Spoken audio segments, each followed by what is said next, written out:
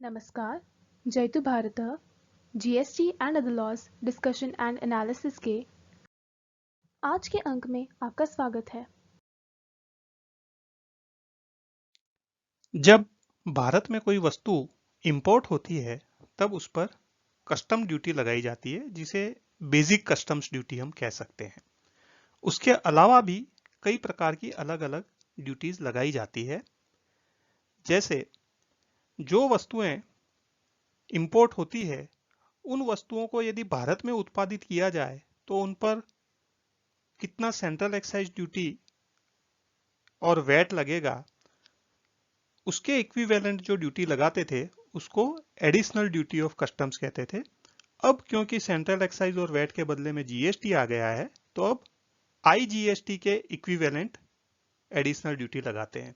कई लोग इस एडिशनल ड्यूटी को काउंटर वेलिंग ड्यूटी या सीवीडी बोलते हैं, जो सही शब्द नहीं है। काउंटर वेलिंग ड्यूटी अलग प्रकार की ड्यूटी होती है और काउंटर वेलिंग ड्यूटी के अलावा एंटी डंपिंग ड्यूटी या सेफगार्ड ड्यूटी भी सरकार लगा सकती है। तो यह काउंटर वेलिंग ड्यूटी और एंटी डंपिंग ड्यूटी क्या है, इसके बारे में आज थोड़ी जानकारी लेते हैं। यदि कोई वस्तु भारत में इंपोर्ट होती है तो जिस कंट्री में से इंपोर्ट होती है वह कंट्री उस वस्तु के मैन्युफैक्चर या प्रोडक्शन के ऊपर या उसके एक्सपोर्ट करने के ऊपर कोई सब्सिडी देती है या उसके ट्रांसपोर्टेशन पर कोई डायरेक्टली या इनडायरेक्टली सब्सिडी देती है, जिसके कारण से वह वस्तु भारत में सस्ते में इंपोर्ट होती है, तो सरकार काउंटर वेलिंग ड्यूटी लगा सकती है। वह ड्यूटी कितनी होगी? जो सब्सिडी की अमाउंट है वहां तक वो काउंटर वेलिंग ड्यूटी सरकार लगा सकती है। यह जो सब्सिडी है वो अलग अलग प्रकार की हो सकती है। जैसे जो एक्सपोर्ट करने वाली कंट्री है वहां की गवर्नमेंट डायरेक्ट फंड ट्रांसफर कर सकती है वहां के एक्सपोर्टर को, या कोई दूसरे वित्तीय इंसेंटिव्स दे सकती है, या जो जनरल इंफ्रास्ट्रक्चर है उसके अलावा कोई वस्तु वो फ्री में या सस्ते दामों पर दे सकती है। उदाहरण के रूप में यदि वहां की सरकार फ्री में बिजली देती है तो वह भी एक प्रकार की सब्सिडी ही हो गई। उसके अलावा यदि सरकार इनकम या प्राइस सपोर्ट सिस्टम इस तरह से मेंटेन करती है जिससे वहां का निर्यात भारत में बढ़े या वहां का इंपोर्ट कम हो, तो ये सभी सब्सिडी के अलग अलग प्रकार हैं। इनमें से कोई भी प्रकार की सब्सिडी यदि उस वस्तु पर है तो काउंटर वेलिंग ड्यूटी भारत सरकार लगा सकती है। सरकार काउंटर वेलिंग ड्यूटी लगाने से पहले प्रोविजनल काउंटर वेलिंग ड्यूटी भी लगा सकती है। काउंटर वेलिंग ड्यूटी लगाने के लिए सरकार को यह नक्की करना पड़ेगा कि जो सब्सिडी है, जो विदेश की सरकार सब्सिडी दे रही है, वह या तो एक्सपोर्ट परफॉर्मेंस के रिलेटेड सब्सिडी दे रही है, या सब्सिडी देने की एक कंडीशन ऐसी है कि भाई वहां की जो डोमेस्टिक गुड्स है उनका उपयोग करेंगे तो सब्सिडी दी जाएगी, इंपोर्टेड गुड्स का उपयोग करेंगे तो नहीं दी जाएगी। या सब्सिडी कुछ लिमिटेड नंबर ऑफ पर्सन्स को जो मैन्युफैक्चर प्रोडक्शन या एक्सपोर्ट में संलिप्त हैं उन्हीं को दी जाती है। तभी यह काउंटर वेलिंग ड्यूटी इंपोज भारत सरकार कर सकती है।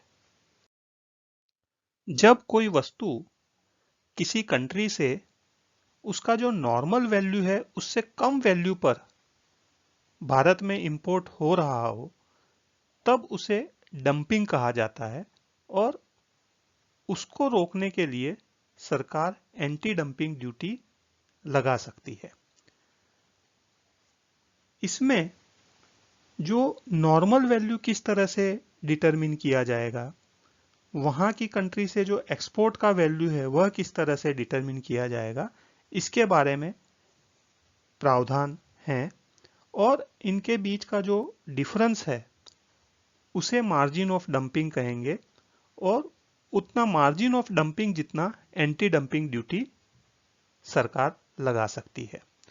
इसमें भी जब तक यह इन्वेस्टिगेशन होता है कि वास्तव में डंपिंग हो रहा है या नहीं हो रहा है, और हो रहा है तो कितनी अमाउंट का मार्जिन ऑफ डंपिंग है, तब तक सरकार प्रोविजनल एंटी डंपिंग ड्यूटी लगा सकती है। नॉर्मल वैल्यू नक्की करने के लिए और मार्जिन ऑफ डंपिंग यह डिटरमिन करने के लिए डेजिग्नेटेड अथॉरिटी है, वह इसमें इन्वेस्टिगेट करके यह निश्चित करती है कि कौन सी वस्तु में कितना मार्जिन ऑफ डंपिंग है और कितना एंटी डंपिंग ड्यूटी लगाना चाहिए। एक तो डंपिंग या एक्सपोर्ट सब्सिडाइजेशन की सेम सिचुएशन के लिए किसी भी वस्तु पर काउंटर वेलिंग ड्यूटी और एंटी डंपिंग ड्यूटी दोनों एक साथ में नहीं लगाया जा सकता। इसके अलावा भी कुछ परिस्थितियों में केंद्र सरकार काउंटर वेलिंग ड्यूटी या एंटी डंपिंग ड्यूटी नहीं लगा सकती।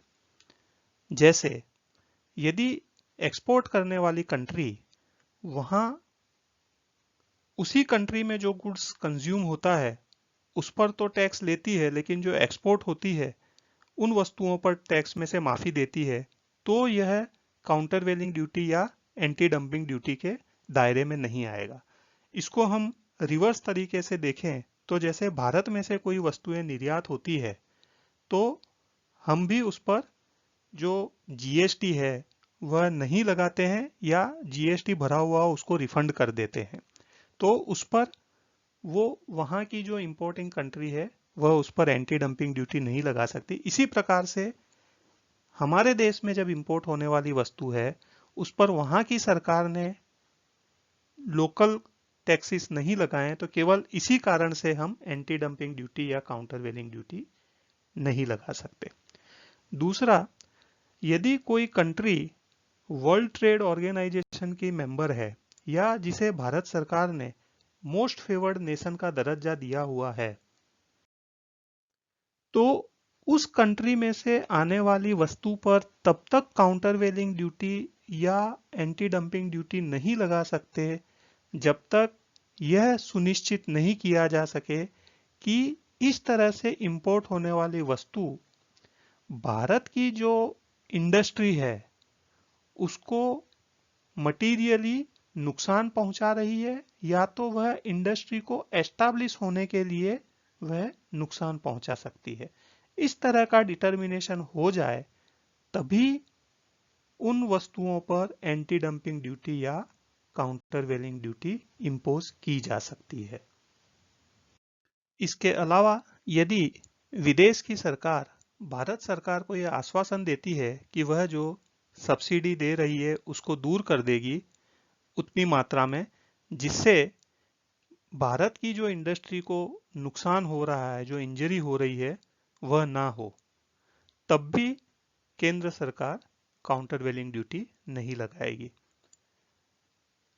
यदि जो एक्सपोर्टर है वह भी वॉलंटरी अंडरटेकिंग देता है कि वह अपना भाव रिवाइज कर देगा जिससे कि जो गुड्स भारत के अंदर डंप करने से भारत की इंडस्ट्री को जो नुकसान हो रहा था वह अब नहीं होगा, इससे यदि केंद्र सरकार संतुष्ट हो जाती है ऐसी वॉलंटरी अंडरटेकिंग से, तब भी फिर वह एंटी डंपिंग ड्यूटी उस एक्सपोर्टर के वस्तुओं पर नहीं लगाएगी।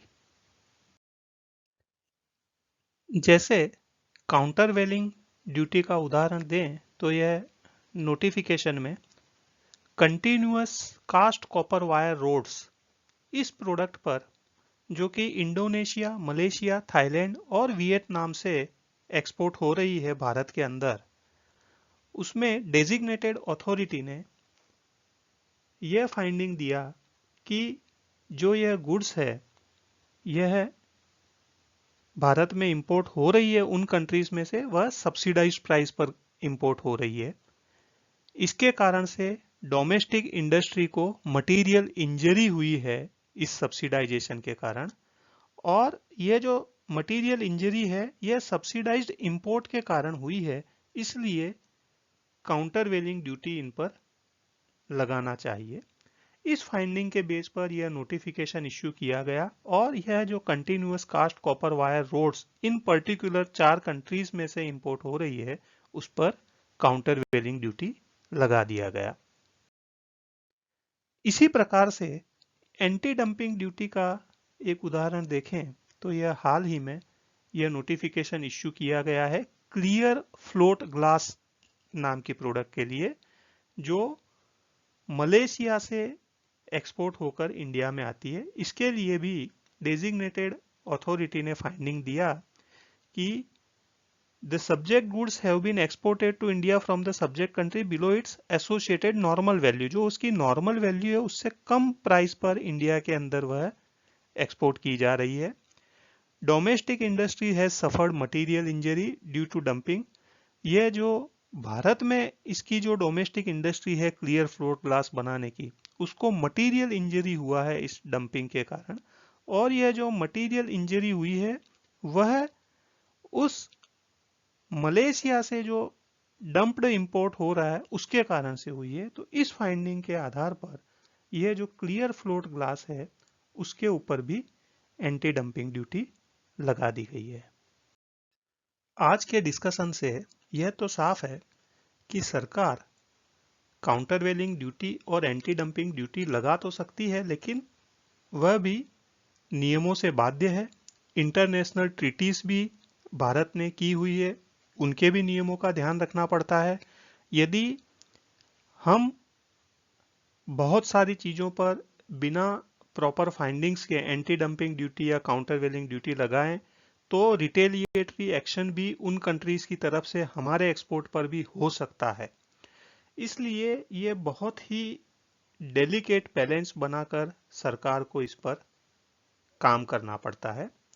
लेकिन यहाँ पर मैं एक निवेदन करना चाहूँगा कि एज अ इंडिविजुअल हमको कौन से देश से इंपोर्ट हुई वस्तुएं खरीदना या नहीं खरीदना, उसके लिए हमको कोई बाध्य नहीं कर सकता। हम चाहें तो हमारे देश में ही उत्पादित हुई वस्तुओं का हम उपयोग कर सकते हैं और वह हमें ज़्यादा से ज़्यादा हमारे देश में बनी हुई उत्पादित हुई वस्तुओं का उपयोग करना चाहिए।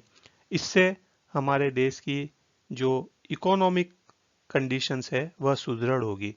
हमारे देश की इकोनॉमी को बचाने की, उसको सुदृढ़ करने की, हमारे देश की विरासत को बचाने की हमारी भी बहुत अधिक जिम्मेदारी है, केवल सरकार की जिम्मेदारी नहीं है।